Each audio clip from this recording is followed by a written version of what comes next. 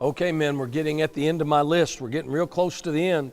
But here we've been looking in 1 Kings chapter 2, verse 2. This has been our foundation verse.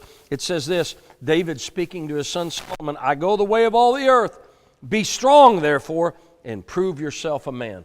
One of the ways we prove we're men is by our strength, and it's not by our muscles, although there may be a part of that, but we prove it by the strength of character, the iron in our soul, the strength in our backbone, in a sense, our conviction and things like that. That's how we prove we're a man, is by strength on the inside. And I've been making my list of characteristics. I hope you've been making your list as well. And maybe you've got some of your own that you might be able to send me or help me with, and I'll share them maybe later. But I'm going to hit one more today that I believe that is a characteristic of a strong man.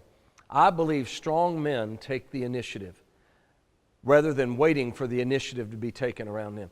We ought to be the ones that we're initiating things in our home. We ought to initiate family devotions. We ought to initiate prayer. We ought to initiate some things, some Bible reading or what have you in our home. We ought to be the initiators, men, rather than waiting for our wives to come up with the ideas.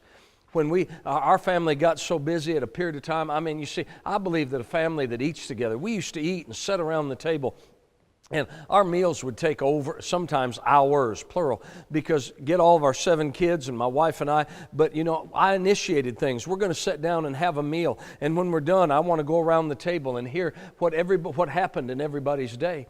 And then even when things weren't so good and we got so busy and we couldn't seem to get together, and I initiated and I started and I said, listen, we're going to have breakfast together. And I mean a breakfast of eggs and bacon and potatoes and things like that. We'd get together, and I initiated that. I said, we've got to get together as a family, and I was the initiator. When I had a son that just seemed to be distant from me and I felt like he was drawing away from me, I began to do things. I initiated some stuff.